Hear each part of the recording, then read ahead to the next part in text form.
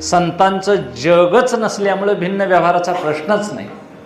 म्हणून मुक्त स्वरूपात उत्पत्ती नाही, संतांच्या ठिकाणी उत्पत्ती आहे खरं त्याचं भय नाही. आणि तुम्हा आम्हाला जन्मही आहे, मरणही आहे आणि बरोबर भयही आहे. म्हणून संसारी जीव तुम्ही आम्ही भयग्रस्त आहोत. तुमचा आमचा संसार निर्भय अजिबात नाही महाराज, आम्हाला भीतीही आहेच आहे.